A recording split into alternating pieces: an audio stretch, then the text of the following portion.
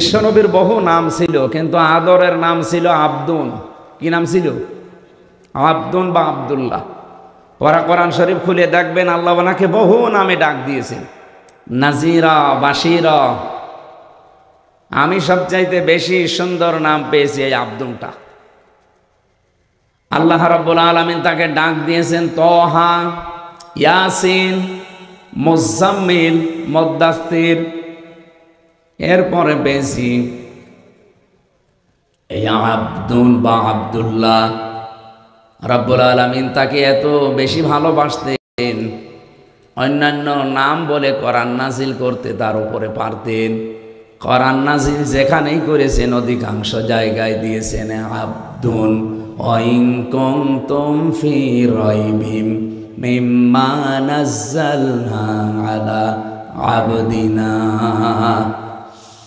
তাবারাকাল্লাযী নাযালাল ফুরকানা আলা আবদিহি লিয়াকুনা লিল আলামিনা নাযীরা।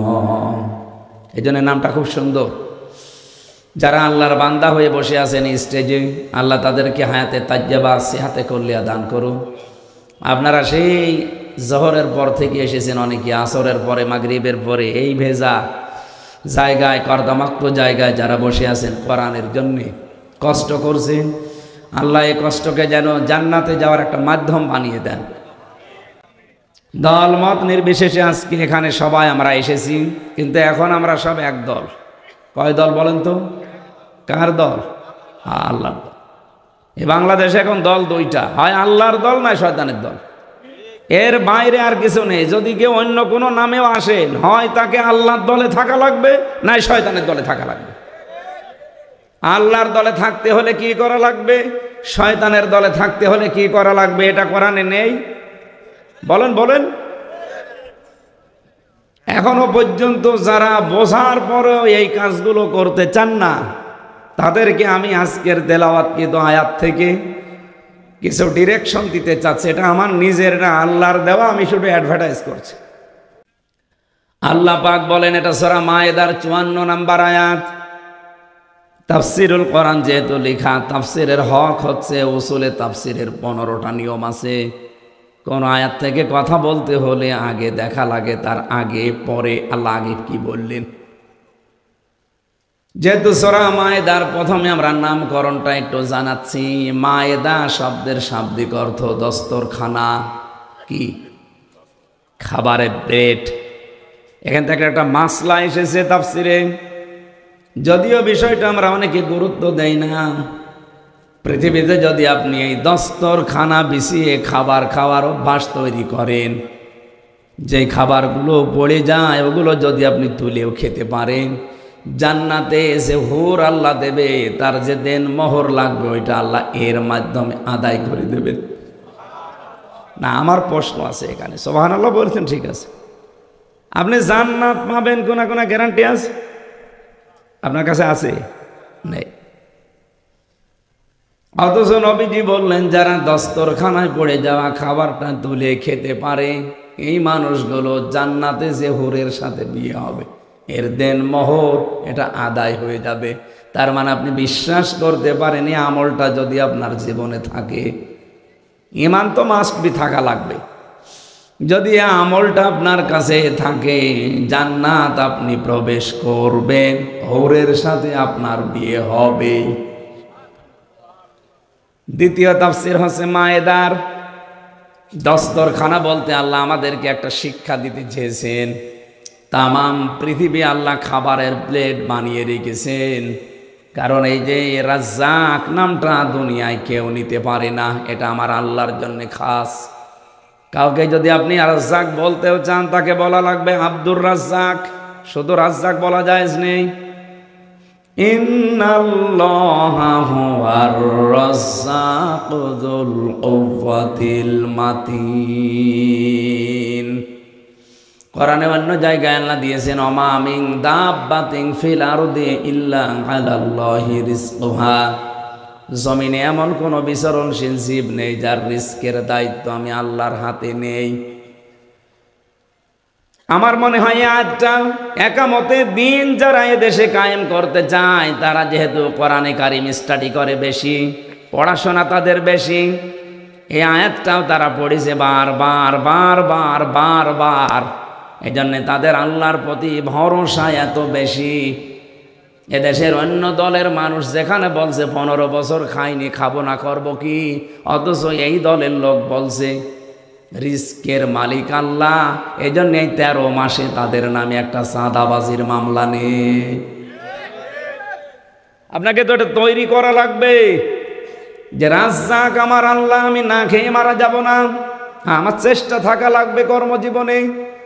হালাল রুজি উপার্জন করার জন্য আমি যে চেষ্টা করব এতটুকুই আমার দায়িত্ব। কিন্তু রিস্কের মালিক কে?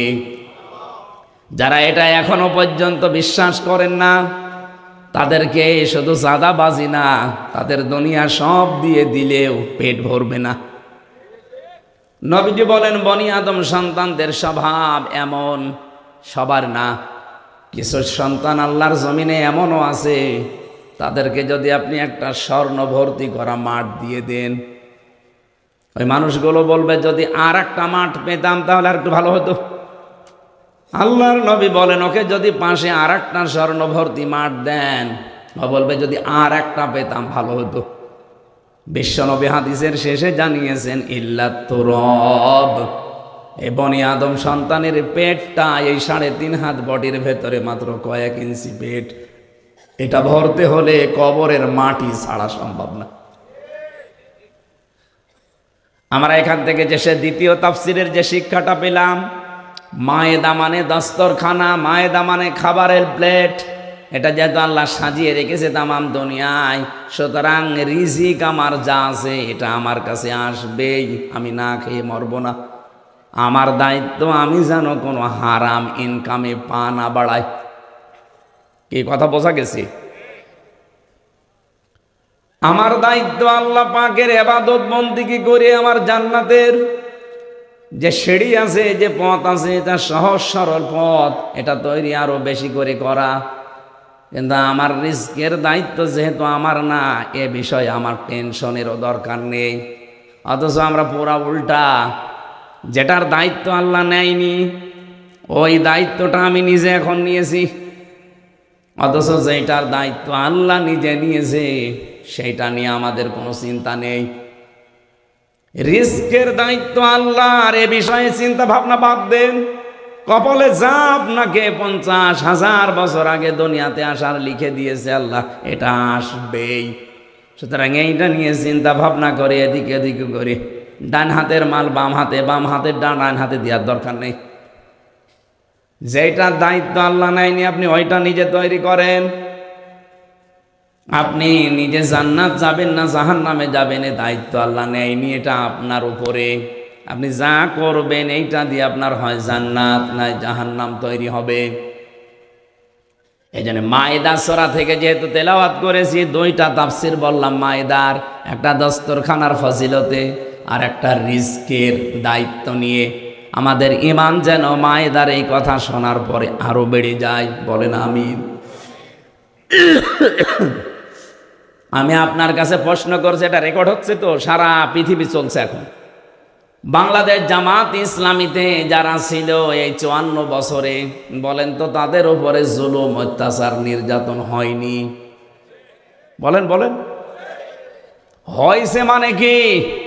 এই 54 বছরের সব দলের নির্যাতন এক জায়গায় করলে যা হবে, বাংলাদেশের শুধু সাতক্ষীরা এক জায়গায় করলে তাই হবে। আপনি জানেন কি হয়েছে জেলায়? এই খনি হাসিনাই ফ্যাসিড থাকাকালীন পুরা এলাকাটা ওরা বুলডোজার দিয়ে ভেঙ্গে গুড়িয়ে দিয়েছে। শুধু নাম শুনলেই তার বাড়ি ঘর শেষ।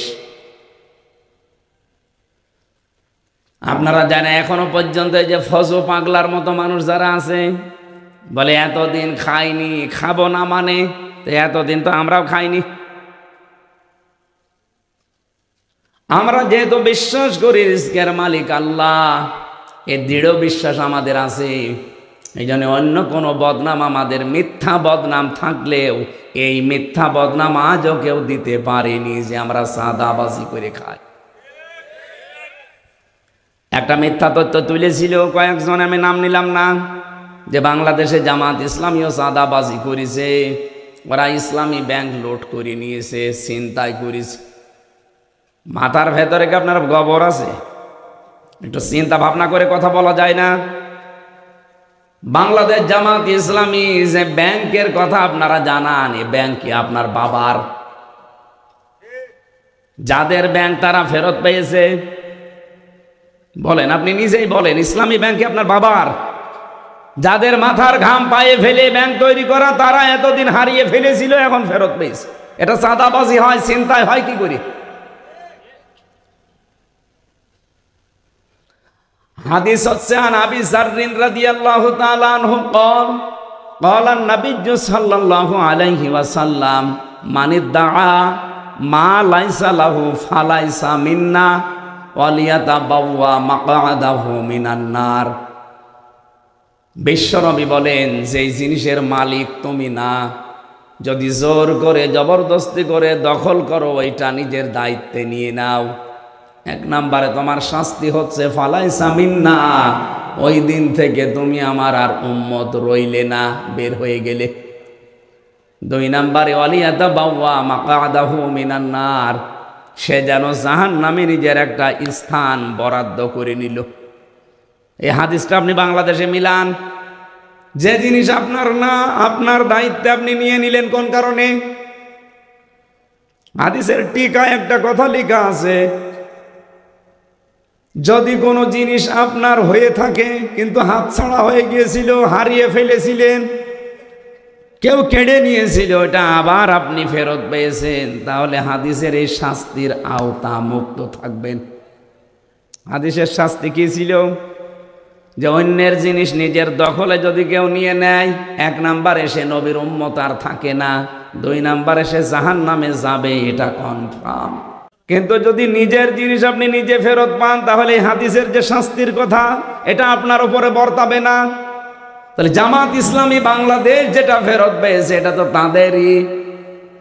আপনি নিজে এখন বুকে হাত দিয়ে বলতে পারবেন না ইসলামী ব্যাংক আমার? পারবেন? বলেন। আপনি কোন কারণে এই মিথ্যা তহমত তাদের উপরে লাগিয়ে জাতির কাছে বিভ্রান্ত ছড়ান? মানুষকে এখন আগস্টের 5 তারিখের আগে আছে, সব বোঝে যে আপনি কি বলতে চান। আমার কুষ্টিয়াতে তো আমি দেখেছি, এক এক বাজারে এখন এই গণসংযোগে যায়, বিভিন্ন মার্কেটে ঢোকা যায় না, জড়িয়ে ধরে হাউমাউ করে কাঁদে যে হুজুর আসবে কবে সময়, নীরব বিপ্লব ঘটাবো এবার, আর পারছি না, সহ্যের বাইরে চলে গেছে। আগে তো চাঁদা দিতাম সেভাবেই হোক 15 টাকা, এখন দেওয়া লাগছে 30 টাকা। এরপরও বড় গলায় কথা বলেন টকশোতে বসে, আপনার লজ্জা করে না? আপনি মানুষ। আজকে দেখলাম কে যেন ফজলু, এই নামটা কোন কোন জায়গা থেকে এসেছে অনেকটা ব্যাখ্যা দিয়েছে। ফ দিয়ে জানিয়েছে ফেরাউনের ফ, আর বর্গেজ দিয়ে দিয়েছে আবু জেহেলের বর্গেজ, আর ল দিয়ে আবু লাহাবের ল, ফজলু। বড় বড় 3 জন কাফেরের নাম থেকে ওর নামটা নিয়েছে। এই জন্য কথাবার্তাও সব কাফেরদের মতো।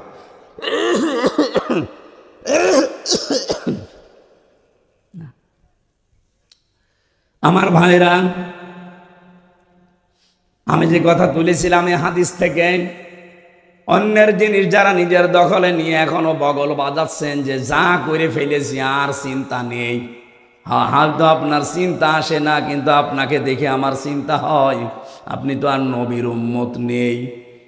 আপনি যদি এখনই মারা যান, আপনার জানাজা পড়াবো কি দিয়ে? বিসমিল্লাহি ওয়া আলা মিল্লাতি রাসূলিল্লাহ দিয়ে। আপনি তো আল্লাহর দলেও নেই, রাসূলুল্লাহর আদর্শেও নেই। তো মিথ্যা কথা আমি কেন? কাবার ইমামও যদি এসে বলে আল্লাহ আপনাকে কিন্তু মাফ করবে না। আমি জানি আপনার পরিবর্তন আসবে না, কারণ খতম আল্লাহু আলা কুলুবিহিম, আপনার অন্তরে আল্লাহ মোহর মেরে দিয়েছে। কারণ অন্যায় করতে করতে মানুষ যখন সীমা ছাড়িয়ে যায়, তখন আর ফিরে আসার মতো রাস্তা বাকি থাকে না। ফিরআউন যেমন সীমা ছাড়িয়ে গিয়েছিল, ও যে ফিরে আসবে, ওকে আমার আল্লাহর আসতে দেয়নি। তাফসিরে পড়েছি, ও কিন্তু শেষ কথা বলতে চেয়েছিল লা ইলাহা ইল্লাল্লাযী, ইল্লাল্লাহ বলতে পারে না, ইল্লাল্লাহ বলতে যাবে ইল্লাল্লাযী বলেছে না। চা খাওয়া ঠিক হয়নি, চিনি দিয়েছে তো গলাটা বসে গেল।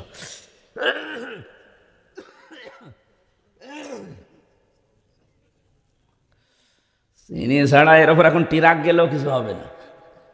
গলার ওপর যে চাপ চলছে, মানে 5টা চলছে, এটা নেই 6টা, আর কত পারবে কি? এটা বগুড়ার নাটোর 2 জেলার মাঝে না? বগুড়া নাটোরবাসী, আমি যে কথা তুলেছিলাম এখান থেকে আমরা আজকে কিছু নিয়ে যেতে চাই। যারা এরকম ঝামেলাপূর্ণ জীবনে আছেন, আশা করব তারা ফিরে আসবেন, কারণ এটা শুধু বগুড়া নাটোরে থাকে না, এটা ছড়িয়ে যাচ্ছে তামাম দুনিয়ায়। বৈধ অবৈধ নেই, বাবাই হোক, যারা ইনকাম করে সম্পদের পাহাড় তৈরি করে ফেললেন এই 1 বছর 1 মাসের ভেতরে, আপনি 30 বছরেও এত কিছু করতে পারতেন না। আমার পাশে দেখলাম একজন 1,35,00,000 টাকার গাড়ি কিনেছে, অথচ 1 বছর 1 মাস আগে তার অবস্থা ছিল আমার চাইতেও খারাপ। এই টাকা তো সব জিবরাইল ফেরেশতা দিয়ে গেছে। মানুষ কিন্তু এটা সব বুঝে ফেলেছে, এই কারণেই ডাকসু এবং জাকসুতে ভরা ডুবি। আপনি চিন্তা করেন, কোথায় 14,000-এর উপরে পেয়েছে, আর এ পেয়েছে মাত্র 5,000। কয়টা? আমি ধরে নিলাম যে অনেকে বলছে যে না ছাত্রলীগ ওদেরকে ভোট দিয়েছে, মানলাম। তা আপনি ভোট পেয়েছেন 5,000, শিবির নাই পাবে 5,000, 10,000 শেষ। তা কোথায় 5 আর কোথায় 14? 14-র ভেতরে 5 বাদ দিলে কত থাকে? 9,000। ছাত্রলীগ নিষিদ্ধ হয়ে গেছে, 1 বছর তারা দেশে নেই, তাদের সব কর্মকাণ্ড বন্ধ।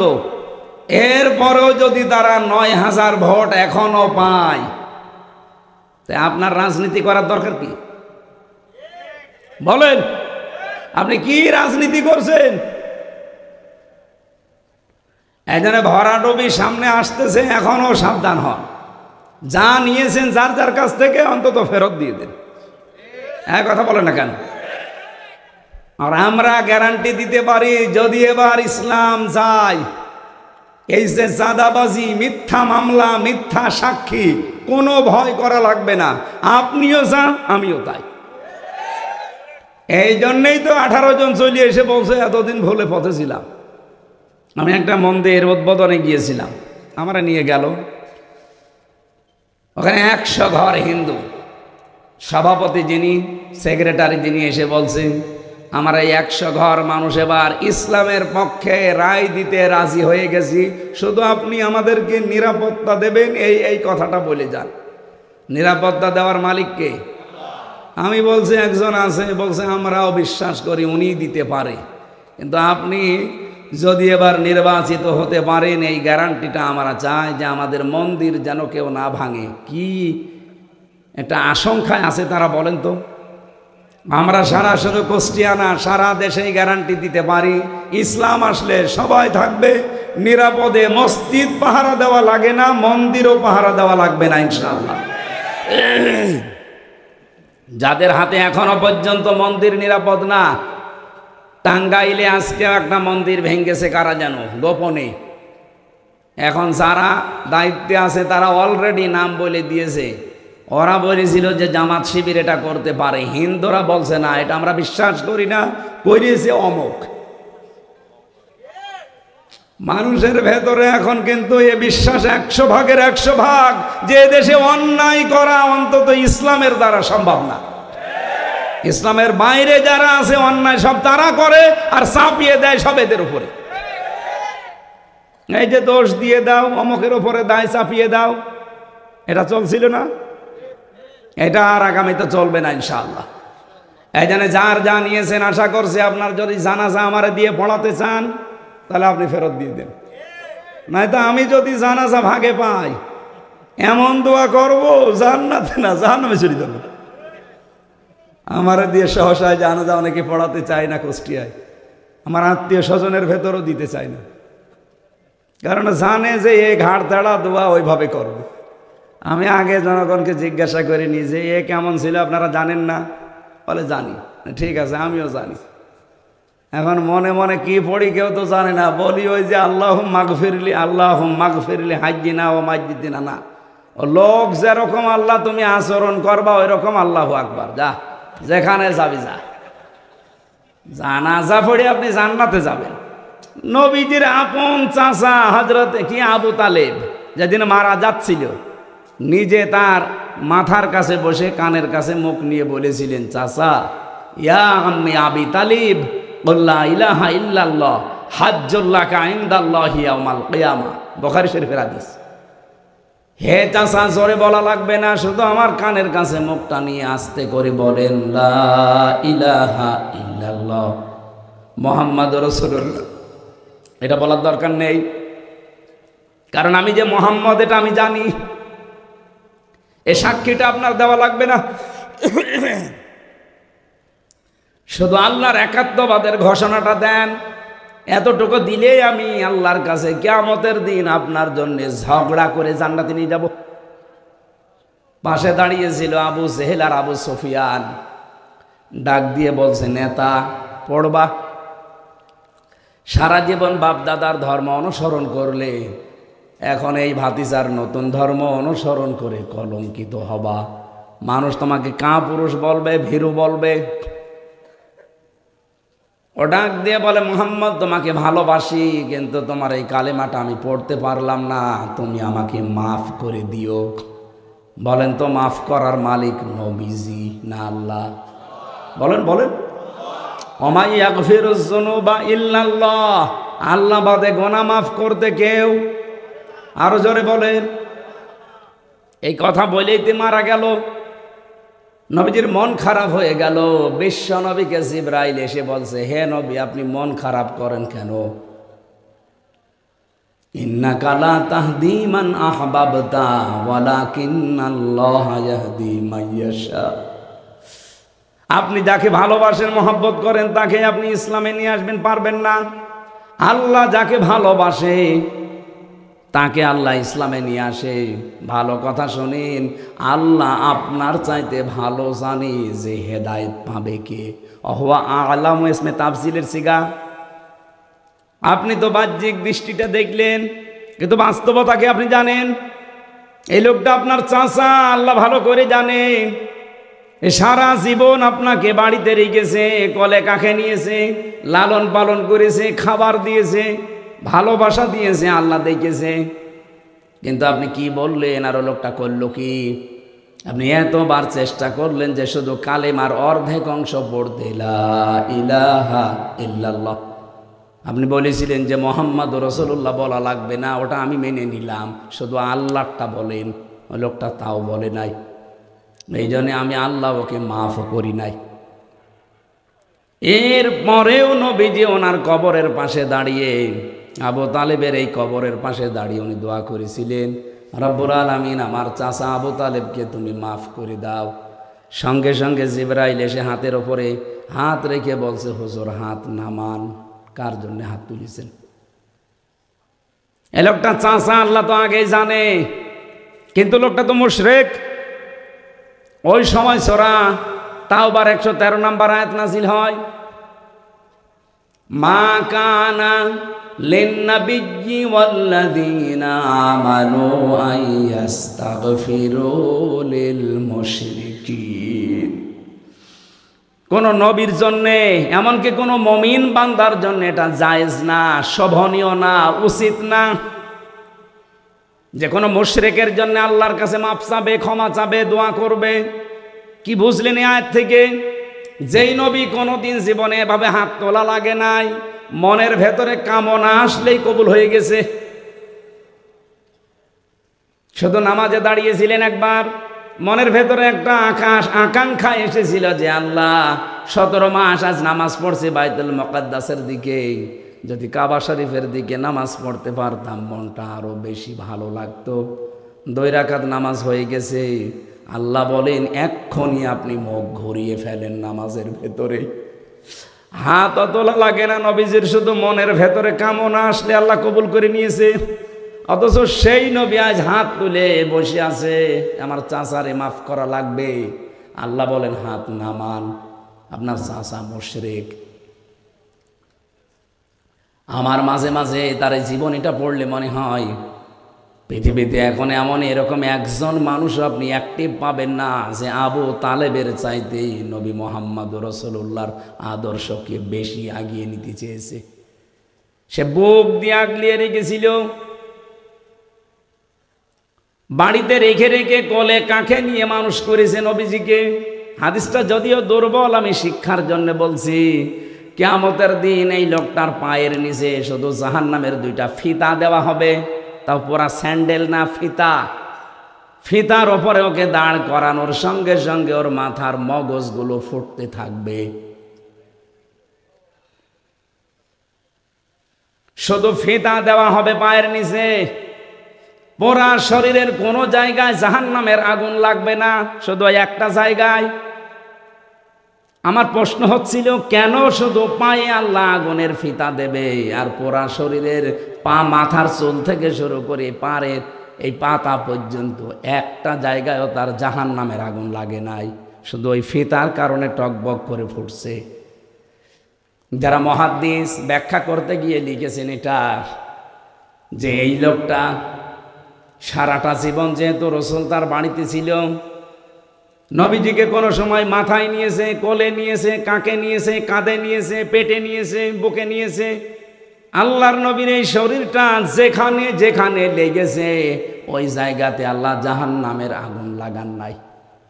যেহেতু পায়ের নিচে কোনোদিন রাসূলকে রাখে নাই, এই জন্য পায়ে আল্লাহ ফিতা লাগিয়ে দেবে। আমি এখান থেকে আর একটা শিক্ষা দিতে চাই, কত ভালোবাসতো নবীজিকে বলেন তো। এই লোকটা শুধু মুশরিক হওয়ার কারণে যদি আল্লাহর নবীর দোয়া আল্লাহ ফেরত দিয়ে দেয়, বাংলাদেশে কত টাটকা মুশরিক মরে যাচ্ছে। কি এখন প্রশ্ন আসতে পারে, মুশরিক কই, আমরা তো খুঁজে পাই না।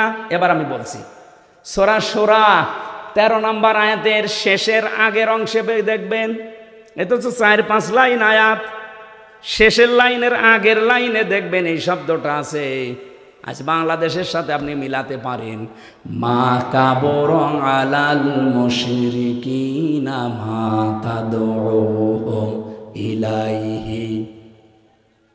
রব্বুল আলামিন বলেন, হে নবী, আপনি যেদিকে মানুষকে ডাকেন যে আসো আল্লাহর বিধান কায়েম করি, আল্লাহর দ্বীনে জমিনে কায়েম করি, এই কথা শুনলে সবচাইতে বেশি কাবুর, মন খারাপ হবে, রাগ হবে, আপনাকে মেরে ফেলতে আসবে, তেড়ে আসবে, খারাপ লাগবে তাদের যারা মুশরিক। কি বুঝলেন এই আয়াত থেকে? যে পৃথিবীতে যদি কেউ মুশরিক হয়, তার মানে যে শিরিক করে তাকে আমরা কি বলি? বলেন বলেন। শিরিক করলে সে মুশরিক, আর মুশরিকের কাছে দ্বীন কায়েমের কথা শুনলে রাগ হবে। সুতরাং এই বাংলাদেশে দ্বীন কায়েমের জন্য আমরা যারা আন্দোলন করি, আমাদের দেখলে যাদের রাগ হয়, আমাদের কথা শুনলে যাদের মন খারাপ হয়, বুঝতে হবে তারা যে কোনোভাবে শিরিকে লিপ্ত। প্রশ্ন আসতে পারে, কই আমি তো শিরিক করি না। আরে ভাই, আপনি টের পাচ্ছেন না? আল্লাহর কোরআন তোর মিথ্যা না? কি কথা বলেন না কেন? অবশ্যই আপনার দ্বারা কোনো না কোনো ভাবে শিরিক হচ্ছে। শিরিক হচ্ছে এই কারণে আপনার কাছে খারাপ লাগে।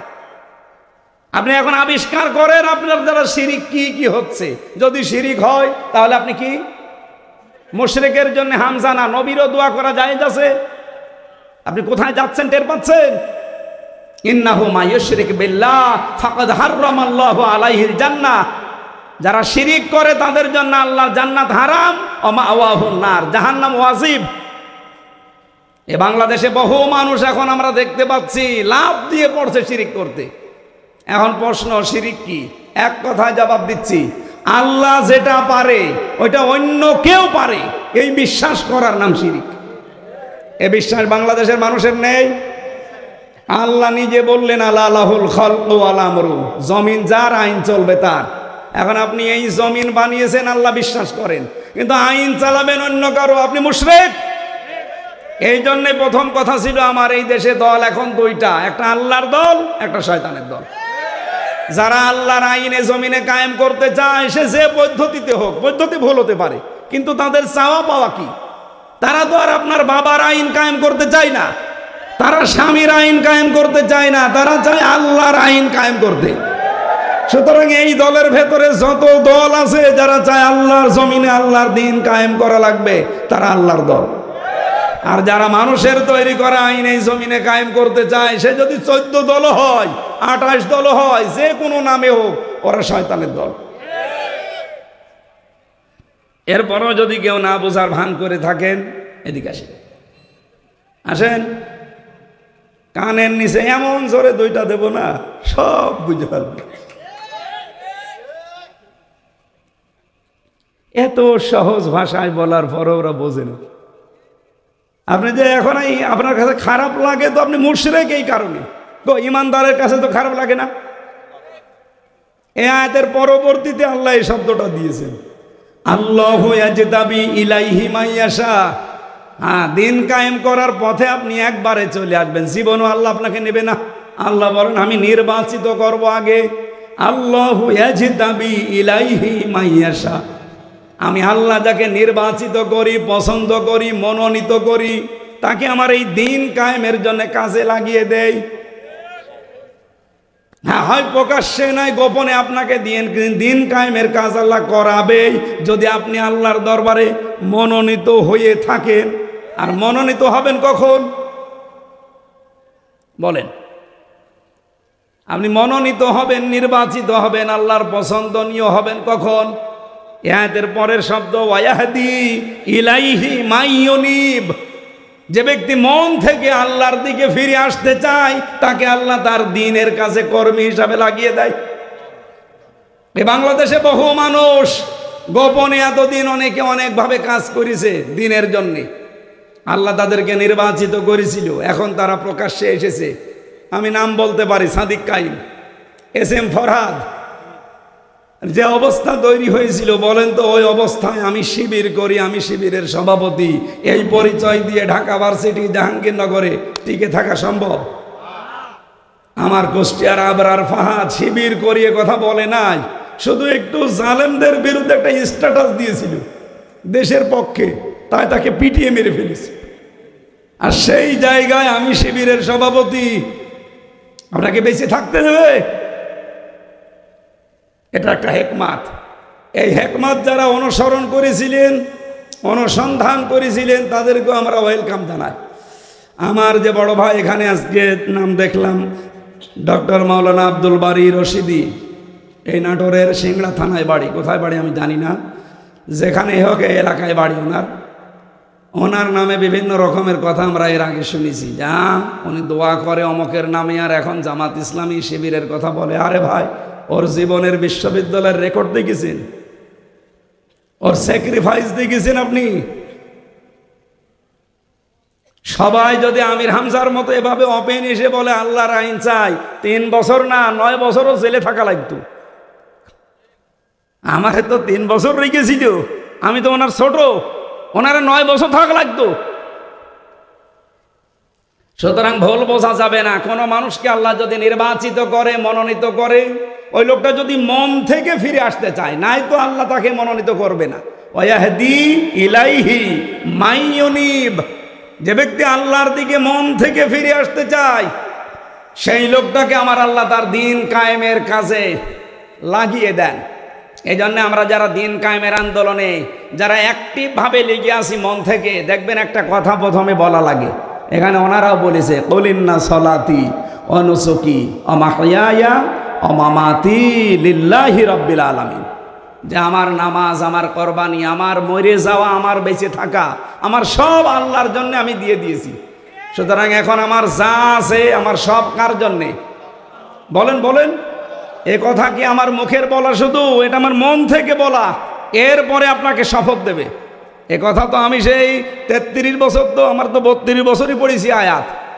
এতদিন তো এই অনুভূতি আসে নাই। অথচ গত বছর অক্টোবরের 13 তারিখে আয়াতটা যখন আমিরে জামাত এভাবে পড়াচ্ছিলেন, এরপর থেকে অনুভূতি আল্লাহ তৈরি করে দিয়েছে যে আমার বউ, ছেলে, মেয়ে, জায়গা জমি, কুষ্টিয়ার বাড়ি না, আমার জীবনও এখন আমার আল্লাহর জন্য। এই জন্যে কষ্টকে আমার আর কষ্ট মনে হয় না। তাছাড়া এই শরীরে তো এত কষ্ট সহ্য করা সম্ভব না।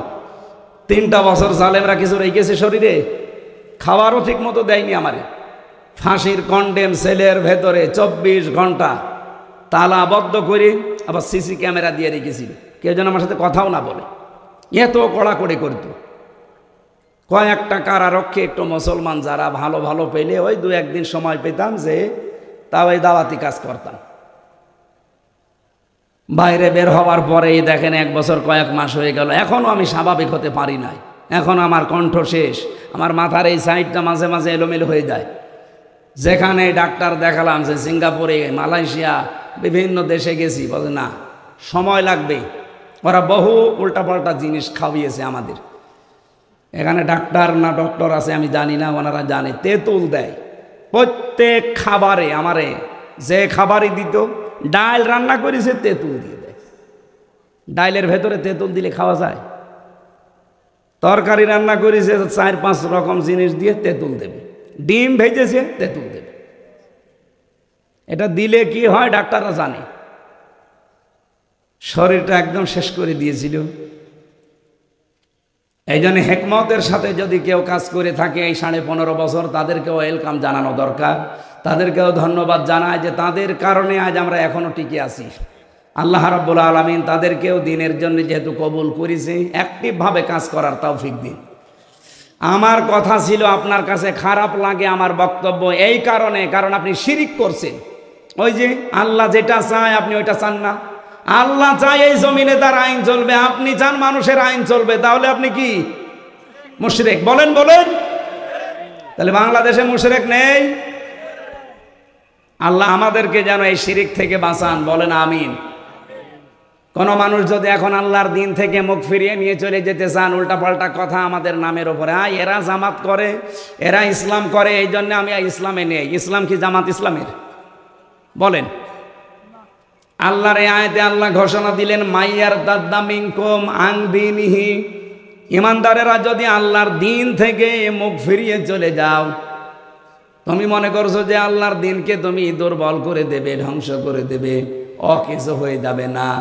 ফাসাউফা ইয়াতিল্লাহু বিকওমিন, অতি শীঘ্রই আল্লাহ এমন একটা দল তৈরি করে দেবে তোমাদের উপরে, ইউহিব্বুহুম ওয়া ইউহিব্বুনাহু, তারাও আল্লাহকে ভালোবাসবে, আল্লাহও তাদেরকে ভালোবাসবে। এই আয়াতটা পড়ার পরে আমার তো মনে হচ্ছে এই বাংলাদেশে সেই দলটার নাম জামাত ইসলামী বাংলাদেশ। আপনি দেখেন যারা এদের উপরে বিভিন্ন ট্যাগ দিয়ে আজ ইসলাম থেকেই বের হয়ে চলে যাচ্ছে, যে ইসলামই মানি না। আপনি কি আল্লাহর দিনকে দুর্বল করতে পারবেন? আপনি চলে যান। আপনার এই চলে যাওয়া দেখে আল্লাহ একটা সিদ্ধান্ত নিয়েছেন, ফাসাউফা, সিন সাউফা কদ লাম, 13টা শব্দ আছে আরবি গ্রামারে। কোন সেন্টেন্সের আগে একটা যদি আসে বাংলা অর্থ হয় অতি তাড়াতাড়ি। যখনই আল্লাহর দিন থেকে, ইসলাম থেকে মানুষ মুখ ফেরানো আরম্ভ করবে, তখনই আল্লাহ তাড়াতাড়ি করে একটা দল বানিয়ে দেবে, আর সেই দলটা এখন জামাত ইসলাম। কেন বললাম? আল্লাহ তাদেরকে ভালোবাসে, আল্লাহ নিজেও তারা আল্লাহকে ভালোবাসে। আপনি তাকান, এই গুণটা বাংলাদেশ জামাত ইসলামেতে আছে না নাই? এই গুণটা থাকার পরে আল্লাহ কয়েকটা গুণ আরো দিয়েছেন, তারা এই কাজগুলো হাতে নেবে। আদিল্লাতিনা আলাল মুমিনিন আইজ্জাতিনা আলাল কাফিরিন, তারা মুমিনদের প্রতি রহম দিল হবে আর কাফেরদের প্রতি কঠোর হবে। আমার বাড়ি কোথায়? কুষ্টিয়া, আপনার বাড়ি নাটোরের সিংড়া। আজকের এই সাইদুর রহমানের সাথে আমার জীবনে 2 বার দেখা মাত্র। ওনাকে একদিন দেখেছিলাম সেই সিংড়ার কোন আয়েস না কোথায়, আর আজকে এই সুকাশ। এই 2 জায়গায় দেখা। ওনার নাম যদি নাও দেখতাম, উনি যেহেতু একামতে দিনের কর্মী, এই জন্য আমার অন্তরে ওনার জন্য আল্লাহ আগেই ভালোবাসা তৈরি করে দিত। অথচ এখান থেকে আমার বাড়ি প্রায় 100 কিলোমিটার। আমার নিজের আপন ভাইও যদি একামতে দিনের কর্মী না হয়, তার প্রতি ভালোবাসা ওনার মতো জীবনও তৈরি হবে না। এটা তো আর আমি নিজে তৈরি করিনি, করেছে কে? বলেন বলেন। আজিল্লাতিন আলাল মুমিনিন, যদি সত্যি আমাদেরকে আল্লাহ দিন কায়েমের জন্য অ্যাক্টিভ ভাবে কবুল করে থাকে, আর আমি যদি মন থেকে ফিরে আসতে পারি, মাস্ট বি ইমানদার যারা এদেশে আমরা আছি, একামতে দিনের কর্মী যারা, তারা সবাই এক মায়ের পেটের ভাইয়ের মতো। আমার আপন ভাইয়ের মহব্বত এত বেশি তৈরি হবে না। আজিল্লাতিন আলাল মুমিনিন আইজ্জাতিন আলাল কাফিরিন, কিন্তু কাফেরদের প্রতি কিন্তু আমরা কড়া।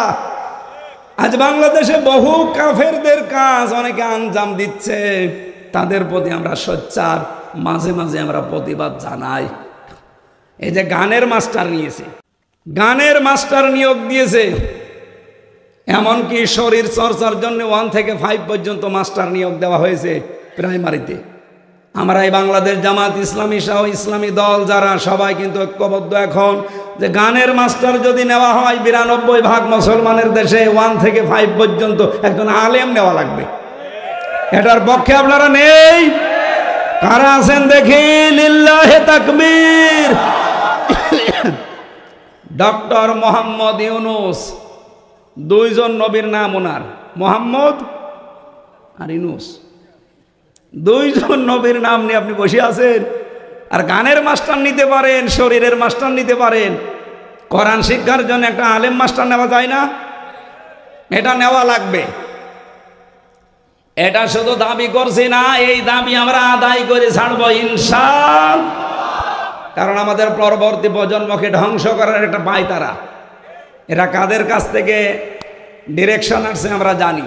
আপনারা যা করেন করেন, আমাদের দাবিগুলো মেনে নেন, আপনাদের যুদ্ধ চলুক, আমাদের যুদ্ধ চলুক, জয় হব ইনশাআল্লাহ। আমরা ইউজাহিদুনা ফি সাবিলিল্লাহ ওয়ালা ইয়াখাফুনা লাওমাতা লাইম।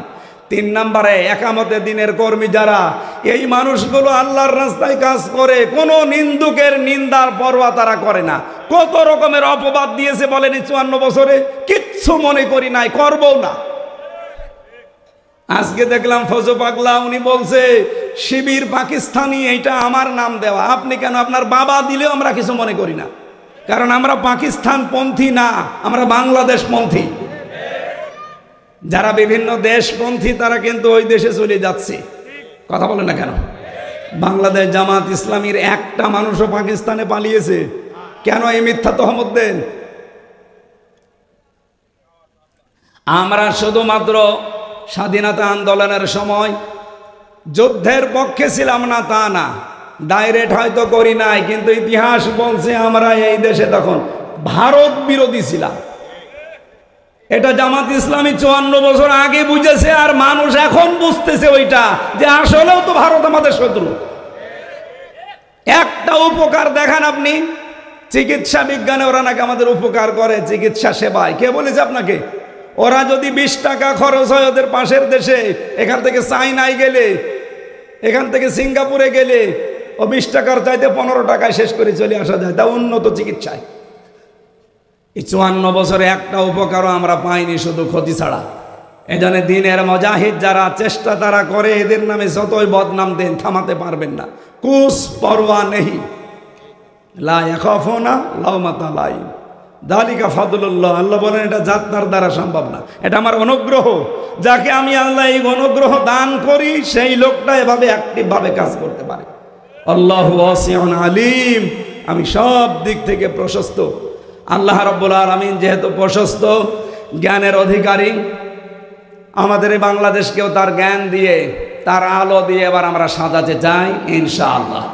আল গাজ্জিসু মান দানা নাফসাহু ওয়া আমিলা লিমা বাদাল মাউতি ওয়াল আজিজু মান আতবা নাফসাহু হাওয়াহা ওয়া তামান্না আলাল্লাহ। বুদ্ধিমান হতে চান, আখিরাতের জন্য কাজ করেন, আল্লাহর উপরে ভরসা করেন, তাহলে আল্লাহর ভাষায় আপনি বুদ্ধিমান, রসুলের ভাষায়। আর যদি আপনি আহাম্মক, নির্বোধ, নির্বুদ্ধিতার পরিচয় দেন, আখেরাতের কোনো কাজ কামরা করেন না, আন্দাজে ভরসা করে থাকেন আল্লাহ একজন আছে মাফ করে দেন, না, এরকম পাগলামি করা যাবে না। যার যেখানে যতটুকু হায়াত সময় আছে আমরা কাজে লাগাবো আল্লাহর দ্বীনের জন্য। মাত্র 1 বছর 1 মাস, এই কয়েকদিন হইল, এই 13 মাসের ভেতরে আপনি লক্ষ্য করে দেখেন, শুধু বাংলাদেশ না, পৃথিবীর মানুষ এখন বিশ্বাস করতে আরম্ভ করে দিয়েছে। আমি তো বাইরের দেশে বেশি থাকি, দেখেছি, তারা এখন এক বাক্যে বলছে বাংলাদেশের সৎ, যোগ্য, দেশপ্রেমিক। এটা যদি কেউ পরীক্ষা করে নিতে চায়, তো বাংলাদেশ জামাত ইসলামী ছাড়া অন্য কাউকে আপনি পাবেন না। এটা কি আমি নিজে বানালাম এখন? আপনি এই শুধু সিংড়া না, এই সিংড়ার মতো বাংলাদেশের 630টা থানা আছে। আমার তো সব জায়গায় কম বেশি যাওয়া চলছে, সারা দেশে একই আওয়াজ। সৎ, যোগ্য এবং দেশপ্রেমিক খোদাভীরু মানুষ যদি পেতে হয়, একটা ফ্যাক্টরি আছে বাংলাদেশে, সেটার নাম জামাত ইসলামী। আপনি এখন বয়স আপনার 65 বছর, 70 বছর, এই বয়সে কোনো বিশ্ববিদ্যালয়ে আপনাকে ভর্তি নেবে? আর নিলেও আপনি ভর্তি হতে পারবেন? আর ভর্তি যদিও আপনি হতে পারেন, এখন সময় দিতে পারবেন এত পড়াশোনা করার? কিন্তু আল্লাহর একটা নিয়ামত বাংলাদেশ জামাত ইসলামী, এটা একটা বিশ্ববিদ্যালয়ের মতো। আপনাকে একেবারে সেই চারা থেকে শুরু করি গাছের আগা পর্যন্ত নিয়ে যেতে পারে এদের সব সেক্টরে। এভাবে সৎ, যোগ্য এবং খোদাভীরু দায়িত্বশীল মানুষ সব জায়গায় ঠিক করা আছে। আপনাকে একটা বিশ্ববিদ্যালয় পর্যন্ত নিয়ে যাওয়ার যোগ্যতা এখন বাংলাদেশ জামাত ইসলামীতে আছে। এটা আগেও ছিল, কিন্তু আমাদের ওইভাবে সামনে আসতে দেওয়া হয়নি। এখন যেহেতু আসতে দেওয়া হয়েছে, মানুষ এখন বুঝে ফেলেছে এদেশে সৎ, যোগ্য এবং দেশপ্রেমিক মানুষ জামাত ইসলামী ছাড়া অন্য কোনো দলে আপনি পাবেন না। আমি ওপেন বলছি ভাই, অন্য যা আছে সব চাপাবাজি, ধান্দাবাজি আর চাঁদাবাজি ছাড়া কিছুই নেই, কোনো চরিত্রও নেই তাদের। হ্যাঁ, তারা যদি যাদের আদর্শ মেনে চলে, ওই আদর্শের উপরেও থাকতো, তাও আমি দোয়া করতাম। অধিকাংশগুলোই তাদের এই আদর্শের উপরেও নেই। এখন সব হয়ে গেছে এখন দুনিয়াদার আর তাদের ধান্দা। আমাদেরকে এখন তারা দুনিয়াদার, ধান্দাবাজি, এই সমস্ত কথাবার্তার আমাদের নামের আগে পরে লাগাচ্ছে। আল্লাহর কসম, বাংলাদেশে 300 মানুষকে বাংলাদেশ জামাত ইসলামী নমিনেশন দিয়েছে। এরা একজনও সংসদ সদস্য পদপ্রার্থী না, সব নমিনি। এখানে যে 2 জন আছে, সাইদুর রহমান, পারভেজ ভাই সহ আরও একজন আসার কথা ছিল, উনি এসেছে, এখনো আসতে পারে নাই, দবিবুর রহমান সহ। আমি যতটুকু, আমি নিজেও একজন নমিনি কুষ্টিয়ার 3-এর। আল্লাহর কসম, আমরা এই 300 জনের কেউ জানি না যে আমাদের নাম আসবে। আপনি ওনাদের জিজ্ঞাসা করে দেখেন, ওনারা যদি বলে হ্যাঁ আমি আগেই জানতাম, ওনারা ভোট দেওয়ার দরকার নেই। একটা দৃষ্টান্ত স্থাপন করেছে বাংলাদেশ, কোনো দল পারে নাই। আপনি এই নমিনেশন নেওয়ার জন্য দেখবেন অন্য দলে কয়েক কোটি টাকা তারা বাজেট করবে, এমনকি মারামারি করে মরে যাবে। আমি কি এটা বেশি বললাম? আপনি দেখেন, শুরু হবে কিছুদিন পর, এখনো তো হয়নি। আমার আসনে 4 জন, সব ওই রকম নেতা। ওরা এক একজন 100 কোটি 200 কোটি টাকা নিয়ে বসে আছে যে আমারে দেওয়া লাগবে। কেন ভাই? আমার 1 টাকা খরচ নেই, 1 টাকা তোলার ধান্দাও নেই। আর আপনি 100 কোটি টাকা যদি খরচ করেন, অবশ্যই আপনার কোনো ধান্দা আছে। তো এইরকম ধান্দাবাজ, চাঁদাবাজ, চাপাবাজ এদের হাতে দেওয়া যায়? আমরা তো এই কারণে এসেছি, তাছাড়া তো এই লাইনের লোক আমরা না। আমরা তো ওয়াজ করে খেতাম, আপনারা আসতে আমাদের বাধ্য করছেন। আমরা দেখতে পাচ্ছি যে না, সব উলট পালট করে ফেলবে। কত রকমের চাঁদাবাজি দেখছি এই দেশে। চাঁদার ধরন কি গো! ওদের এখন থিওরি হয়ে দাঁড়িয়েছে, বাবা শাহজালাল সব হালাল। এই একটা থিওরি হইল।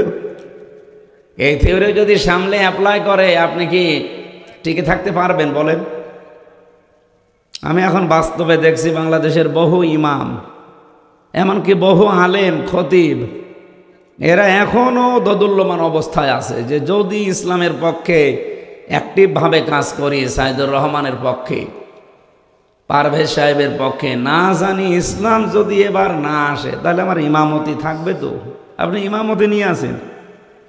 আর আপনার এরকম মন কেন হয়, কেন এরকম ভয় হয়, আশঙ্কা হয় যে ইসলাম এবার আসবে না? আমি গ্যারান্টি দিচ্ছি, বাংলাদেশে এবার সংসদে ইসলাম যাবে, ইনশাআল্লাহ যাবেই।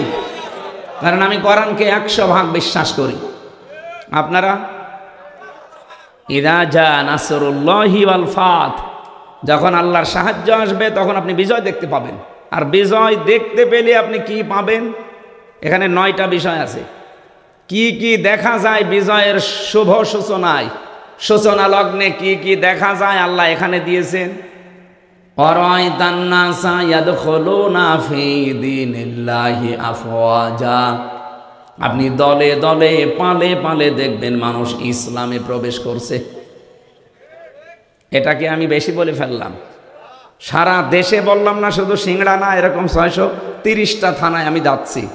সারা দেশে অবস্থা, দলে দলে মানুষ আসতেছে।